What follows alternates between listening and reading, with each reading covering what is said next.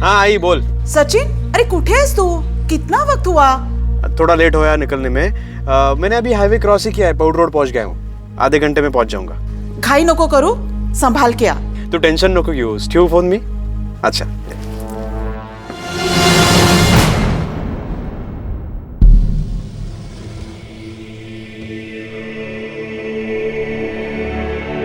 आप जिस नंबर को डायल कर रहे हैं वो काय इस झालं? समय स्विच्ड ऑफ है। अरे क्यों परेशान हो रही हो? आ जाएगा वो। सचिन का फोन बंद आ रहा है। अरे बाबा, उसका फोन का बैटरी बंद हो गया होगा इसलिए। 2 घंटे पहले फोन किया था, बोला था आधे घंटे में पहुंच रहा हूँ। मेरा तो दिल बहुत घबरा रहा है। नमस्कार, आदाब। क्राइम पेट्रोल डायल 100 में आप सबका स्वागत है। हमारे जीवन का हर दिन जिंदगी की आपाधापी में कब निकल जाता है पता ही नहीं चलता। वक्त की सुई अपनी रफ्तार से आगे तो बढ़ती जाती है, लेकिन अपने पीछे कई बार कुछ ऐसे घाव छोड़ जाती है जो वक्त के साथ और गहरे हो जाते हैं। कहते हैं कि हर किसी को अपने अतीत को भुलाकर आज में जीना चाहिए और अपने कल के बारे में सोचना चाहिए, लेकिन अगर किसी का अतीत उसके आज में शामिल होकर उसके कल को बर्बाद कर दे तो। हेलो। ओहो, छोकरे को उठा लिया है। आपको कितना टाइम लगेगा आने में? सुरेंद्र। हाँ कौन? सुरेंद्र। राजेंद्र? हाँ सुरेंद्र। काय झालं? वो सचिन नांदेड़ गया था एक डिलीवरी के लिए। हाँ अभी तक आया नहीं है। तू येतो का माझे बरोबर? हाँ शांत रहा तो मैं 1-2 मिनट में आ रहा हूँ। उसको चल के देखते हैं। बस शर्ट पहन के आ रहा हूँ मैं अभी। चलो। कोई जरूरत नहीं कहीं जाने की। आज दोस्त की याद आ गई। अरे नैना कब बस। हाँ दिमाग खराब होगा तुम्हारा। ये टाइम है इसे बात करने का। वैसे भी वो लोग टेंशन में है। हाँ काय झालं? माहिती आहे नाही रे, तो सचिन घरी चाला नहीं। मर गया होगा ना तो अच्छा होगा।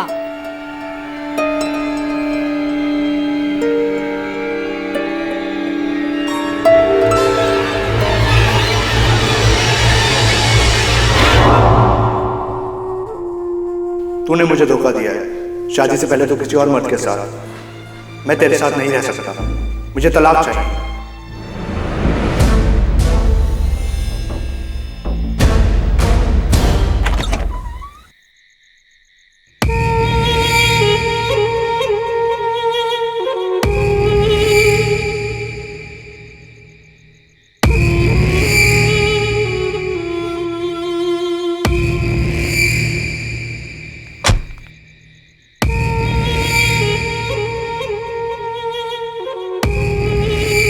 सचिन की काफी देर पहले फोन पर अपनी मां से बात हुई थी।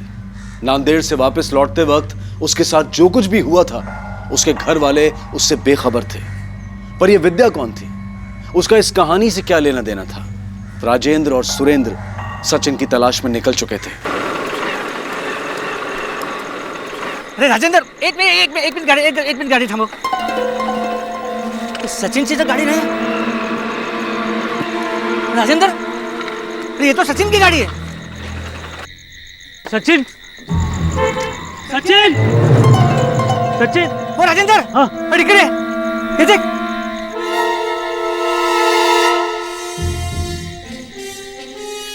अरे सचिन। अंदर भी सचिन। सचिन डिलीवरी देने कहाँ गया था? वो नांदेड़ के पानगिरी गांव में गया था। रेहान, हाँ,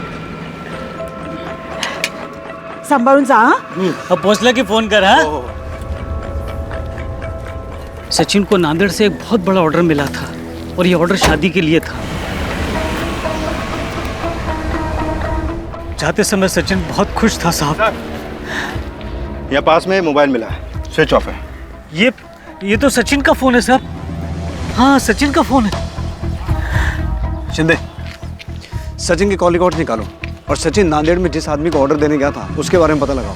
हो सकता है यह ऑर्डर सचिन को फंसाने के लिए जानबूझकर दिया गया हो। सर, सचिन के पिता ने बताया कि ऑर्डर काफ़ी बड़ा था। हो सकता है सचिन को इस ऑर्डर के लिए काफ़ी पैसे मिले हों। पता लगाने की कोशिश करो कि जो कुछ भी हुआ उसके पीछे का मोटिव पैसा तो नहीं है। सर। राजेंद्र जी, आपके परिवार की या सचिन की किसी के साथ कोई दुश्मनी या कुछ कहा सुनी? हाँ साहब, वो डिलीवरी के एक दिन पहले सचिन का डिलीवरी बॉय राम और छोटू से झगड़ा हुआ था साहब। सेठ, ये अभी इस डिलीवरी में ज़्यादा पैसा लगेगा। ज़्यादा मतलब जितना आपने बोला था उतने में नहीं होगा अभी बस। अरे पहले तो कुछ बोला नहीं यार। और अब जब कल जाके डिलीवरी करनी है तू ज़्यादा पैसे मांग रहा है। रहने दे, मैं खुद डिलीवरी कर लूँगा। अच्छा, हम भी देखते हैं कैसे डिलीवरी करते हो तुम। उस समय तो मुझे ऐसा नहीं लगा था कि साहब सचिन के साथ वो लोग कुछ ऐसा करेंगे, लेकिन अब जब सचिन गायब है तो मुझे लग रहा है कि उन्होंने ही सचिन के साथ कुछ किया है। कहाँ रहते हैं राम और छोटू?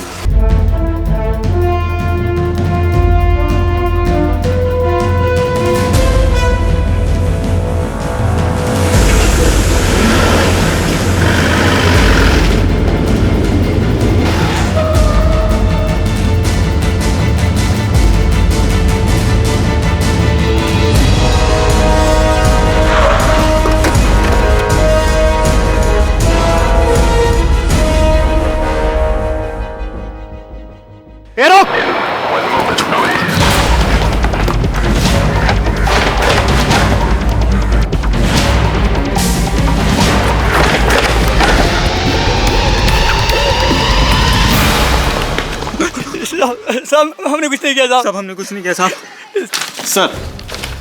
सर ये रहा सचिन का कॉल रिकॉर्ड। सर मैंने सचिन का मोबाइल चेक किया। जिस दिन सचिन गायब हुआ था उस दिन उसके मोबाइल पे टोटल 12 कॉल आए थे, जिसमें से उसने 5 रिसीव किए थे, बाकी के 7 उसके मिस कॉल में चले गए। सर सचिन को पहला कॉल योगेश राणा का आया था, जिसे मिठाई की डिलीवरी देने में खुद गया था। उसके बाद उसकी मंगेतर प्रीति और उसके एक दोस्त संतोष का कॉल आया था।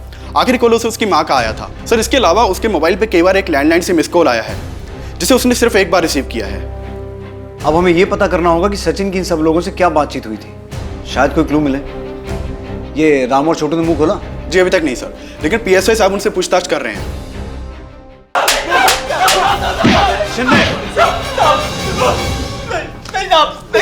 कहाँ है सचिन? क्या किया उसके साथ? हमको कुछ नहीं पता साहब। सेठ कहाँ पे? हमने कुछ नहीं किया साहब। कुछ नहीं किया तो भागे क्यों? क्योंकि एक दिन पहले सेठ से बहस हो गई थी हमारी। हमें लगा कि हम लोग हम पे शक करेंगे, हम डर गए थे साहब। जब तक ये सच ना बोले अच्छे से खातिरदारी करो इनकी। सर मिठाई की डिलीवरी कब तक मिलेगी ये जानने के लिए मैंने सचिन को कॉल किया था, और कुछ नहीं सर। हाँ सर, मैंने सचिन को कॉल किया था। हम दोनों कॉलेज से दोस्त हैं। उसका मैसेज आया था कि वो नांदेड़ आ रहा है कुछ डिलीवरी के लिए, तो हमने यहाँ मिलने का प्लान किया। हम दोनों काफ़ी समय से मिले भी नहीं थे। बाद में उसको कुछ लेट हुआ तो उसने प्लान कैंसिल किया सर मैंने तो उसे इसलिए फ़ोन किया था ताकि वो खाना खा ले। काम के आगे खाने का ध्यान नहीं रहता था उसे। सर मुझे तो लगता है। क्या लगता है आपको? मुझे लगता है कि इन सब के पीछे रूपाली का हाथ हो सकता है। रूपाली? रूपाली सचिन के पापा के दोस्त सुरेंद्र जी की बेटी है। सचिन को पसंद करती है वो। रूपाली की माँ ने तो बवाल ही खड़ा कर दिया था। सचिन ने बताया था मुझे कि रूपाली कोई ना कोई ड्रामा ज़रूर करेगी, इसलिए हमने सचिन के कमरे में एक कैमरा फिट कर दिया था। सबने देखा उसका वीडियो, सबने थूका रूपाली पे।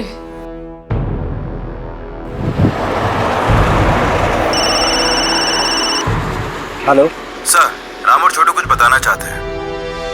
हम लोग राजेश सेठ की बातों में आ गए थे साहब। उन्होंने ही हमको भड़काया और बोला कि सचिन भाव का धंधा अच्छा चल रहा है और पगार बढ़ाने को बोलो। राजेश सेठ का धंधा अच्छा नहीं चल रहा था साहब, इसलिए वो सचिन सेठ से चलते थे। आराम से आराम से आराम से। क्या रे सचिन, राणे का ऑर्डर पहले मुझे मिला था, तूने मेरे कस्टमर पे हाथ क्यों डाला? मैं क्यों किसी पे हाथ डालूंगा भाई? और राणे सेठ ने मुझे पहले ऑनलाइन ऑर्डर दिया है।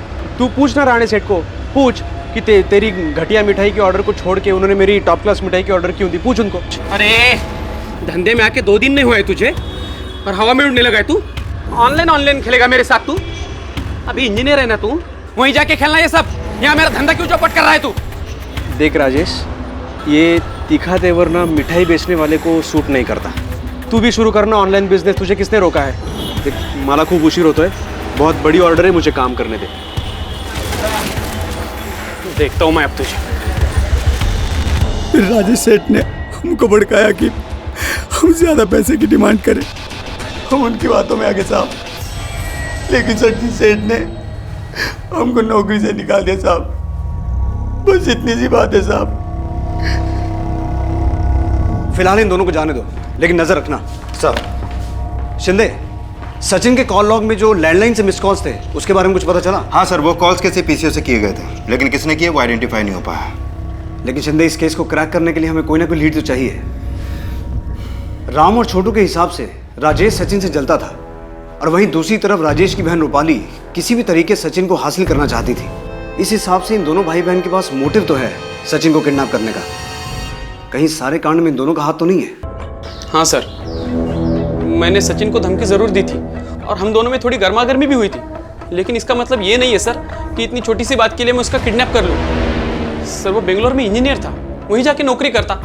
मुझे तो लगा था इसके पापा भी दुकान बंद करके उसी के पास चले जाएंगे, लेकिन उल्टा वो यहाँ आया और वो ऑनलाइन करके पूरे कस्टमर खींच लिए और मेरा धंधा चौपट कर दिया सर। इसीलिए मैंने उसका धंधा चौपट करने के लिए राम और छोटू को उकसाया। लेकिन आई शपथ, खरं सांगतो सर, मैंने उसका किडनैप नहीं किया है। जी सर, मैं सचिन को बहुत पसंद करती थी, पर पता नहीं उसे उस प्रीति में क्या दिखता था जो सचिन ने उससे एंगेजमेंट कर ली। और मैंने सोचा कि शादी से पहले एक आखिरी बार ट्राई कर लूँ, पर सर उसने मुझे कहीं का नहीं छोड़ा और उसके बाद से मैंने सचिन से कभी बात भी नहीं की। और मेरा विश्वास कीजिए, मैंने उसके साथ कुछ भी नहीं किया है। शिंदे, ये जितना सीधा अपने आप को बता रहे हैं उतना है नहीं। हो सकता है ये काम इन्होंने खुद ना किया हो, किसी और से करवाया हो। कड़ी निगरानी रखो इन पर। सर,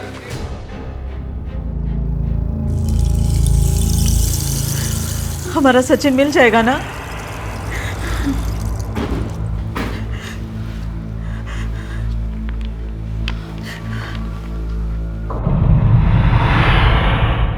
राधिका स्वीट्स हमारी बहुत पुरानी दुकान है।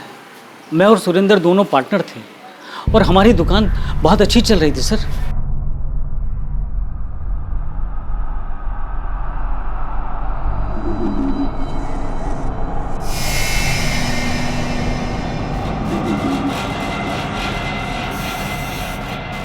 सब कुछ अच्छा चल रहा था सर, लेकिन सुरेंद्र की बीवी नैना के भड़काने के बाद सुरेंद्र ने अपना हिस्सा अलग कर लिया और हमारी दुकान के पास एक नई दुकान खोली, न्यू राधिका स्वीट्स के नाम से। लेकिन उनकी दुकान चली नहीं। इसके बाद सुरेंद्र की बीवी हमसे जलने लगी और उसने अपने लड़के को मेरे लड़के के खिलाफ भड़काया और वो उसका दुश्मन बन गया। और उसके बाद भी बात नहीं बनी तो अपनी बेटी को मेरे लड़के को फंसाने के लिए लगाया। अगर उन दोनों की शादी हो जाती तो दोनों दुकानें फिर से एक हो जाती और फ़ायदा उन्हीं का था। देखा, तुम्हारा खास दोस्त है ना वो, क्या सोचता है हमारे बारे में? देखा, एक तो मेरी बेटी को बदनाम कर दिया, धंधा भी छुड़ा दिया, और अब क्या जीने भी नहीं देंगे क्या हमें? कीड़े पड़ेंगे उन्हें। नैना काय है? क्या नैना नैना? जाओ जाके पूछो तुम्हारे दोस्त से क्यों हमें बदनाम कर रहा है। साहब खरं सांगते मी, बहुत पैसे वाले लोग हैं और इकलौता बेटा। साहब हो सकता है ना पैसे के लिए किसी ने उसको उठाया होगा, फिर हम पे क्यों इल्जाम लगा रहे? सर, अभी तक रैंसम का कोई भी कॉल नहीं आया। शिंदे, हो सकता है किडनैपिंग पैसों के लिए नहीं बल्कि किसी पर्सनल रीजन की वजह से की गई हो। सर, क्या इसके पीछे सुरेंद्र की बीवी हो सकती है? क्योंकि जलन में इंसान कुछ भी कर सकता है और हो सकता है कि इसमें उसके बेटे बेटी भी शामिल हो। इन पर 24 घंटे नजर रखो, इनकी मूवमेंट से हमें बहुत कुछ पता चल सकता है। सर, आता मी सोडत नाही बघ। श्रद्धा, ए श्रद्धा, अरे क्या चाहते क्या हो तुम लोग? हाँ, क्या चाहते हो तुम? इतना कुछ किया फिर भी तुम लोगों का मन नहीं भरा? पुलिस में जाके कंप्लेंट कर दिया हम लोगों की। आप लोगों को कैसे पता चला तुम्हारे बेटे को हमने उठाया है? हाँ, अरे कितने झूठे इल्जाम लगाओगे हम पर? कितने लगाओगे? अगर मैंने बद्दुआ दी ना तो जिंदगी भर अपने बेटे का मुंह नहीं देख पाओगे। नैना, नैना, एक काय बड़े बने लावलस? चल ना बाबा, घरी चल ना। मुझे कोई शौक नहीं है रहने का, इनकी मरूद सूरत देखने का कोई शौक नहीं मुझे। भाई चलो, चल बघून घेईन, पण सोडणार नाही तुम्हाला, सोडणार नाही मी त्यांना, बघून घेईन। अरे इतना बड़ा इल्जाम आप पर, अरे कैसे शांत कर रहे हो आप? वैसे भी जो कुछ भी हुआ आपकी वजह से हो रहा है। मेरी वजह से? क्यों? आप ही ने मुझे वो आइडिया दिया था ना बकवास सा सचिन के कमरे में जाने का। मतलब नैना तुम? हाँ, मैंने ही दिया तो क्या करती? हाथ पे हाथ धरे बैठी रहती और मैंने कोई गलत काम नहीं किया। अगर रूपाली की शादी सचिन से हो जाती ना तो फायदा हमारा ही होता। नहीं ना, अगर दोबारा मेरे पे हाथ उठाया ना तो हाथ काट दूंगी।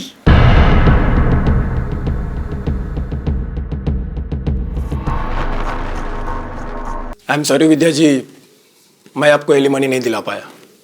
केस पूरी तरह से उनके फेवर में था। सर, ये डिटेक्टिव गोविंद सचिन के केस के बारे में इन्होंने पेपर में पढ़ा था, उसी के सिलसिले में कुछ बताना चाहते हैं। बैठिए। सर, सचिन ने मुझे हायर किया था। हायर किया था? किस काम के लिए? उसे प्रीति के कैरेक्टर पे डाउट था। वो ये जानना चाहता था कि प्रीति का किसी से अफेयर है या नहीं। उसने मुझसे कहा कि मैं प्रीति पे नजर रखूं। फिर उसने मुझे नीलेश की फोटो भी दी और उन दोनों पे नजर रखने के लिए कहा। सर, जब मैंने नीलेश और प्रीति पे नजर रखना शुरू किया तो मैंने ये पाया कि उनके बीच ऐसा कुछ नहीं, वो सिर्फ दोस्त है। ये बात मैंने सचिन को भी बताई, लेकिन पता नहीं क्यों वो ये मानने के लिए तैयार ही नहीं था। फिर उसने मुझे प्रीति की पास्ट की डिटेल्स निकालने को कहा। पास्ट में प्रीति के कई सारे बॉयफ्रेंड्स रह चुके थे। प्रीति के पास में जितने भी बॉयफ्रेंड्स थे उनमें से कोई ऐसा भी है जिसके साथ प्रीति का? सर, मुझे तो ऐसे कुछ सबूत नहीं मिले। मुझे प्रीति के बारे में जो भी डिटेल्स मिली मैंने वो सारी सचिन को दे दी। ये सब प्रीति के बॉयफ्रेंड्स हैं? है नहीं, थे। अब प्रीति इनमें से किसी के टच में नहीं। लेकिन बॉयफ्रेंड्स तो थे ना? सर, प्रीति के एक्स बॉयफ्रेंड्स के फोटोज देखने के बाद सचिन काफी गुस्सा हुआ था। उसने मेरे सामने ही प्रीति से एंगेजमेंट तोड़ने की बात तक कह दी थी। उसे लेकर प्रीति का भाई उत्कर्ष सचिन से काफी नाराज हुआ था। सर, सचिन ने मुझसे कहा कि मैं एंगेजमेंट तोड़ दूं, वरना वो सबको मेरा पास बता देगा। सर, ये एक अरेंज मैरिज थी। उसको मैंने कहा कि ये प्रीति के जो भी रिलेशनशिप्स थे वो एंगेजमेंट के पहले के थे और हर एक इंसान का एक पास्ट होता है। मैंने उसे समझाया कि उसका भी कोई एक पास्ट होगा। अच्छा, तो कहीं इसी वजह से तुम दोनों ने उसके साथ कुछ? नहीं सर, हम लोगों ने कुछ नहीं किया। हम लोग इज्जतदार घर के लोग हैं। हम तो यही सोच रहे थे कि इसके बारे में घर में बात करने से पहले हम सचिन से एक बार और बात करते हैं, लेकिन इसी बीच हमें सचिन के गायब होने की खबर आ गई। तो तुमने उस दिन झूठ क्यों बोला था? सर, मैं डर गई थी क्योंकि हमारे बीच जो हुआ वो हमारे परिवार वालों को नहीं पता था। मैंने तो उसे इसलिए कॉल किया था ताकि वो एंगेजमेंट ना तोड़े, लेकिन उसने मेरी सुनी ही नहीं। मैं अपने परिवार को क्या जवाब देती सर? शिंदे, एक बात नोटिस करने वाली है। सचिन के इतने सारे दुश्मन हैं और सबके पास अपना अपना एक मोटिव है सचिन को किडनैप करने का। हाँ सर, लेकिन राम और छोटू पर नजर बनाए रखी है। वो लोग अभी एक कंस्ट्रक्शन कंपनी में काम कर रहे हैं और उनके अकाउंट में सिर्फ 30,000 रुपए जो उनकी सेविंग है। और ये रूपाली, वो भी बदनामी के बाद मोहल्ले में कम निकलती है, तो सचिन के गायब होने में इसका हाथ भी नहीं लग रहा। और राजेश पर नजर बनाए रखने के लिए हमने अपना एक कांस्टेबल तैनात किया है, लेकिन अभी इसके खिलाफ कोई सबूत नहीं मिला सर। अब बचे प्रीति और उत्कर्ष। इन दोनों का मोटिव भी स्ट्रांग है क्योंकि सचिन ने प्रीति के साथ अपनी एंगेजमेंट को तोड़कर शादी को बीच में लटका दिया था। सर, कहीं ऐसा तो नहीं कि इन्होंने बदनामी से बचने के लिए सचिन को गायब किया हो? फिलहाल हमारे प्राइम सस्पेक्ट ये दोनों ही हैं। इन दोनों पर भी नजर रखो। सर, प्रीति के कॉल रिकॉर्ड से नीलेश का नंबर मिल गया है। नंबर बेंगलोर का है। बैंगलोर? जी सर। ये सचिन भी पहले बैंगलोर में जॉब करता था ना? कहीं नीलेश, सचिन और प्रीति के तार बैंगलोर से तो नहीं जुड़े हैं? सचिन को आखिर क्यों किसी ने इस तरह से बंदी बनाकर रखा था? और जो लड़की उसके साथ कमरे में बंद थी, आखिर वो कौन थी? इस केस में पुलिस को अब तक यह समझ में नहीं आ रहा था कि सचिन की किडनैपिंग कौन कर सकता है और क्यों। और उसी दौरान बैंगलोर में सचिन के पुराने दफ्तर से पुलिस को कुछ ऐसी बातें पता चली जिससे उनका नजरिया ही बदल गया। सर, सचिन हमारे ही ऑफिस में काम करता था। तो सचिन ने यहाँ से जॉब छोड़ी क्यों? छोड़ी नहीं सर, हमें उसे निकालना पड़ा। निकालना पड़ा? क्यों? सर, एक्चुअली सचिन का हमारे ऑफिस में काम करने वाली फीमेल स्टाफ के प्रति बर्ताव ठीक नहीं था। सर, हमारे ऑफिस में काम करने वाली फीमेल स्टाफ ने उसके अगेंस्ट में कंप्लेंट की थी। जब हमने इंटरनल इंक्वायरी की तो हमें पता लगा कि ये बात सही है, इसीलिए हमें सचिन को निकालना पड़ा।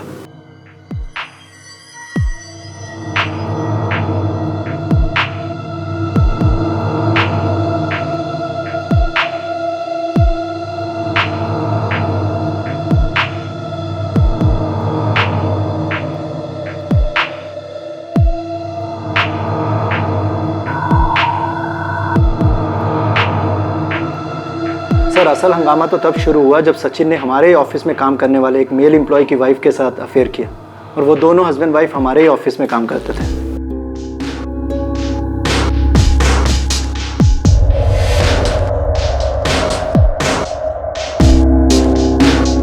सचिन! नीलेश? Yes sir. नीलेश की पत्नी के साथ सचिन का अफेयर था? Yes sir. आपके पास नीलेश की फोटो तो होगी? Yes sir.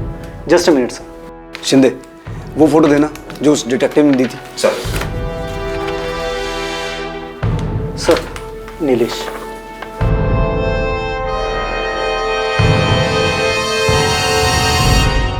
सचिन के बारे में कुछ ऐसे खुलासे हुए थे जिसके बारे में उसे जानने वाले सोच भी नहीं सकते थे। जहां सचिन को कैद करके रखा गया था, वो वहां से निकलने की भरपूर कोशिश कर रहा था। और जो लड़की उसके साथ कैद में थी, क्या वो सचिन को जानती थी? क्या सचिन की इस किडनैपिंग के पीछे कुछ ऐसे राज छिपे थे जिनका खुलना अभी बाकी था? हाँ सर, ये कॉल्स मैंने ही किए थे, और इसलिए क्योंकि सचिन ने काम ही ऐसा किया था। अपने घर वालों के सामने तो एकदम महात्मा बनकर रहता है, लेकिन असल में बहुत नीच और घटिया आदमी। सर, मैंने उसे अपना दोस्त समझा था, लेकिन उसने मेरी बीवी के साथ ही अफेयर कर लिया, जिसके बाद मेरा डिवोर्स हो गया। लेकिन तुमने अभी तक ये नहीं बताया कि तुम सचिन को इतने कॉल्स क्यों करते थे? तसल्ली मिलती थी सर। जब जब मुझे ये बात याद आती थी कि उसकी वजह से मेरा डिवोर्स हुआ है, तब तब मैं उसे फ़ोन करके गाली देता था। और जब उसने मेरा फ़ोन उठाना बंद कर दिया, तो मैं दूसरे नंबर से उसे कॉल करने लगा। अच्छा लगता था, 2 मिनट के लिए सही, लेकिन उसे कॉल करके गाली देने में तसल्ली मिलती थी सर। और प्रीति से क्यों मिलते थे? सर, प्रीति तो बस एक मोहरा थी। मुझे सोशल मीडिया के जरिए पता चला कि वो प्रीति से शादी करने वाला है। मैंने प्रीति का पीछा करना शुरू किया और जल्द ही वो मेरी अच्छी दोस्त बन गई। फिर मैंने अपनी और प्रीति की मीटिंग की फ़ोटो सचिन को भेजी। लेकिन सर, मैंने प्रीति के साथ कुछ गलत नहीं किया, और ना ही वो मेरे प्लान के बारे में जानती थी। मैं तो उसे सिर्फ एक मोहरे की तरह यूज़ कर रहा था, ताकि मैं सचिन को दुख पहुँचा सकूँ, उसे तकलीफ दे सकूँ। सर, मैंने नीलेश का पूरा कॉल रिकॉर्ड क्रॉस चेक किया। कॉल रिकॉर्ड के हिसाब से तो वो क्लीन है, और बेंगलोर पुलिस को भी मैंने नीलेश पर नजर रखने के लिए बोल दिया है। शिंदे, इस सचिन का कैरेक्टर बड़ा अजीब निकला। एक ही वक्त पे दोहरी जिंदगी जी रहा था। एक तरफ तो अपनी मंगेतर प्रीति पे शक कर रहा था, और दूसरी तरफ अपने बहुत सारे अफेयर चला के बैठा था। जिस आदमी का अपनी दोस्त की बीवी के साथ चक्कर हो सकता है, सोचो उसने अपने पास्ट में क्या क्या गुल खिलाए होंगे। हो सकता है सचिन की किडनैपिंग का कनेक्शन उसके पास से हो। मुझे लगता है हमें सचिन के पास को अच्छे से खंगालना चाहिए, और इसकी शुरुआत उसके कॉलेज से करता है। सचिन के कॉलेज से पुलिस को कई चौंका देने वाली बातें पता चली, जो शायद सचिन के आज को बर्बाद कर रही थी। कॉलेज में सचिन के कई लड़कियों के साथ अफेयर थे, और वहीं पुलिस को संध्या के बारे में पता चला, जिसके साथ सचिन ने तो कॉलेज में मजाक मस्ती में अफेयर किया था, लेकिन यही अफेयर संध्या की जिंदगी में तबाही बनकर आया था। संध्या सचिन को लेकर काफी सीरियस थी। पुलिस ने संध्या के बारे में पूछताछ की तो उन्हें पता चला कि संध्या के पिता फूल बेचने का काम करते थे। सर, दुकान लॉक्ड है।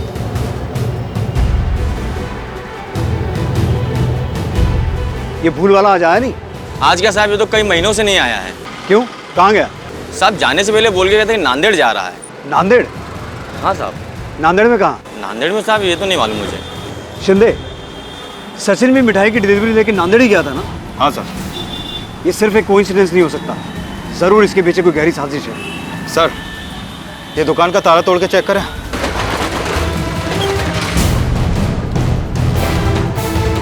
अच्छे से चेक करो, जल्दी। सर।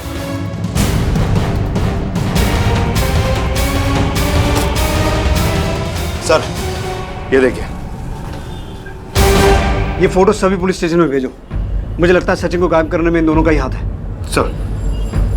हमें नांदेड़ चलना होगा फौरन।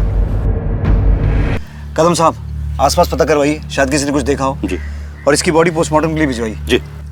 कदम साहब, हमें इन दोनों की तलाश है। हमारी इंफॉर्मेशन के हिसाब से ये दोनों नांदेड़ में ही रहते हैं। इस आदमी को तो मैं जानता हूँ।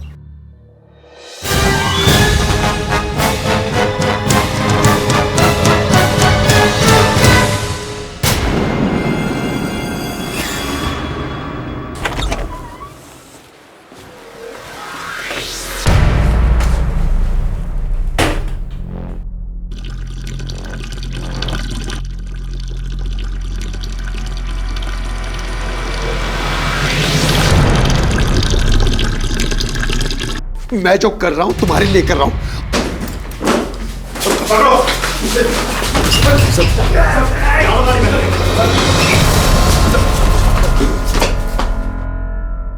सचिन से क्या दुश्मनी थी तुम्हारी? उसे किडनैप क्यों किया?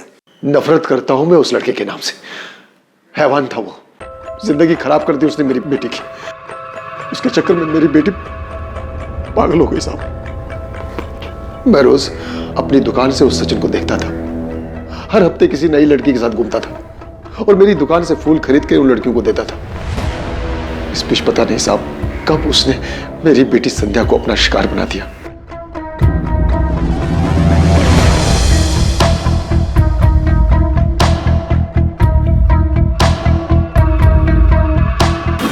काका, आप यहाँ फूल बेच रहे हो, वो आपकी इज्जत पे माला चढ़ा रहा है। क्या हुआ?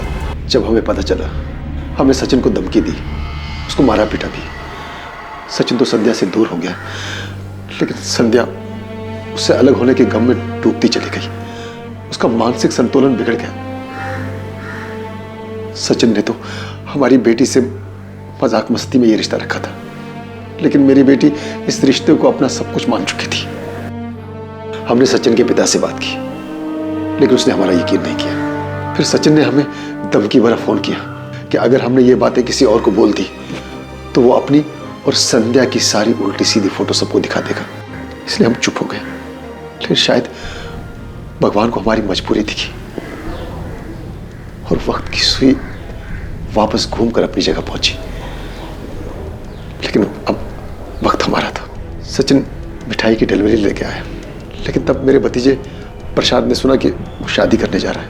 बाजू में सचिन, मुझे पता चला कि तुम्हारी भी शादी हो रही है अभी। हाँ, सगाई पक्की हो रही। इसलिए मेरे तीनों भतीजों ने उसे किडनैप किया। कौन हो तुम? क्यों मार रहे हो मुझे? कौन हो तुम? छोड़ो मुझे, छोड़ो मुझे। हमने उसे नहीं मारा साहब। हम तो ये चाहते थे कि वो हमारी बेटी से शादी करे।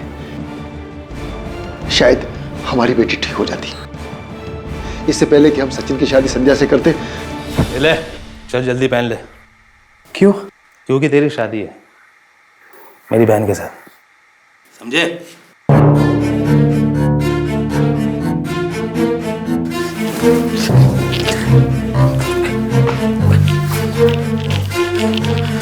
नहीं करूंगा मैं तुझसे शादी।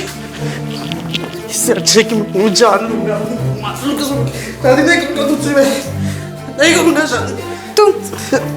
तुम जाओ यहाँ से। जाओ? तो तुम जाओ।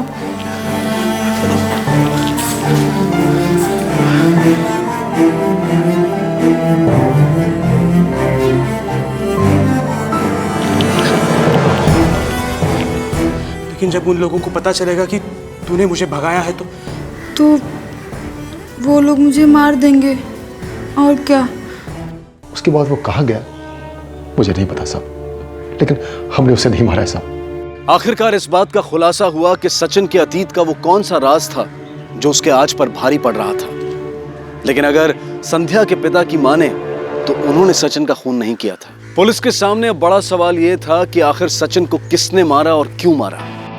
अखबार में इस हत्या के बारे में पढ़कर पुलिस के सामने एक ऐसा शख्स आया जिसने इस केस की दिशा ही बदल दी है। सर, सचिन की फोटो न्यूज़पेपर में देखते ही सीधे हमारे पास आए। दरअसल जिस दिन सचिन की डेथ हुई थी, डेथ से कुछ देर पहले सचिन ने इनके मोबाइल से एक फोन किया था। किसे फोन किया था? सर वो तो मुझे पता नहीं। साहब वो भागता हुआ मेरे पास आया, मुझसे मेरा फोन मांगने लगा। मुझे एक फोन करना है आपके मोबाइल से। शक्ल से काफी परेशान लग रहा था और उसे चोट भी लगी थी। मुझे उस पर दया आ गया और मैंने अपना फोन उसे दे दिया। Thank you. शिंदे, फौरन पता करो इनके फोन से सचिन ने किसे फोन किया था। सर, ये फोन दीजिएगा। जी सर।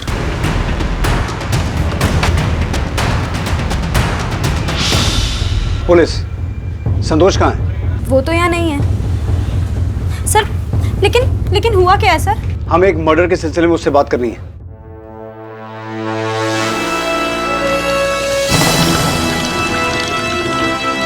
सर, अंदर नहीं है वो। शिंदे, रेलवे स्टेशन, बस अड्डा, ऑटो स्टैंड, हर जगह ढूंढो उसे। क्विक। सर लेकिन बताइए ना किसका मर्डर हुआ है? सचिन पाटेकर।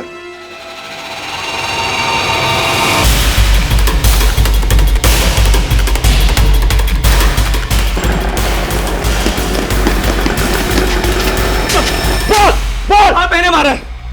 मैंने मारा सचिन को। क्यों मारा? सचिन मेरे भाई संतोष का दोस्त था। वो अक्सर भाई के साथ घर आता था।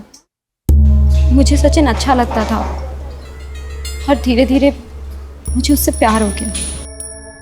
हालांकि मैं जानती थी कि उसका बहुत लड़कियों के साथ अफेयर है और उसने मुझे प्रॉमिस किया कि वो मेरे बाद किसी और लड़की के पास नहीं जाएगा। उसके बाद मैं प्रेग्नेंट हो गई। ये बात मैंने सचिन को बताई तो मुझे लगा वो मुझसे शादी कर लेगा, लेकिन वो तो मुझे छोड़ के चला गया। मैं बहुत डर गई थी सर, इसलिए मैंने मैंने चुपचाप अबॉर्शन करा लिया। ये बात मेरे अलावा कोई नहीं जानता था। और फिर मेरी शादी हो गई। मेरे पति और सचिन एक ही कंपनी में काम करते थे। दोनों में अच्छी दोस्ती थी और सचिन को तो आदत थी अपने पुराने अफेयर्स के बारे में अपने दोस्तों के सामने डींगे हाँकने की। सचिन ने बिना जाने मेरे पति को मेरी प्रेगनेंसी की बात बता दी, जिससे नाराज़ होकर मेरे पति ने मुझसे डिवोर्स ले लिया। और ये बात मैंने अपने भाई को बता दी। दिमाग खराब हो गया था मेरा जब मुझे ये पता चला। मैं उसे उसी दिन मार देना चाहता था जब वो नांदेड़ आया था। बाद में मुझे पता चला कि वो किडनैप हो गया है। और एक दिन एक अननोन नंबर से उसने मुझे फ़ोन किया। हेलो हेलो संतोष, मैं सचिन बात कर रहा हूँ। यार मैं आता नांदेड़ में बहुत बड़ी मुसीबत में हूँ यार। मैं मुझे किस लोगों ने किडनैप किया था। मैं पुलिस के पास नहीं जा सका क्योंकि सचिन फ़ोन पर अपनी जान की भीख मांग रहा था। मैं तो इसी इंतजार में था कि कब उस कुत्ते को तड़पा तड़पा के मारूं, अपनी बहन की, अपने परिवार की इज्जत का बदला लूं। थैंक्स यार, तू आ गया। ये जगह सेफ नहीं, चल निकलते यहाँ से। वो लड़की को भी बचा।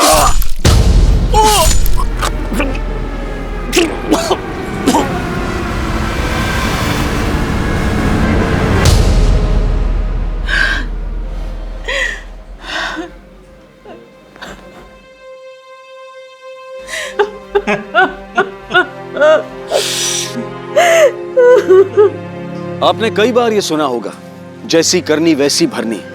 आज का ये केस इस कहावत को सच साबित करता है। आज सचिन तो जिंदा नहीं है, लेकिन उसकी वजह से न जाने कितनी जिंदगियां बर्बाद हो गई। भले ही सचिन का खून संतोष ने किया हो, पर राजेंद्र, संध्या, विद्या और शारदा, इन सब के विश्वास का खून सचिन ने कई बार किया था। सचिन के एक मजाक ने संध्या की जिंदगी बर्बाद कर दी। वो आज भी पूरी तरह से दिमागी तौर पर ठीक नहीं हो पाई है। जरूरत है कि हम अपने नजरिए को बदलें और रिश्तों की कदर करना सीखें। जिस दिन हमारा नजरिया बदलेगा, उस दिन हमारा देश बदलेगा। इसी विचार के साथ अब मैं अनूप सोनी आपसे विदा लेता हूं। फिर मुलाकात होगी अगले एपिसोड में एक और चौंका देने वाले केस के साथ। तब तक अपना और अपने परिवार का ख्याल रखें और देखते रहें क्राइम पेट्रोल डायल 100। सबक एक को सीख हम सबको। जय हिंद।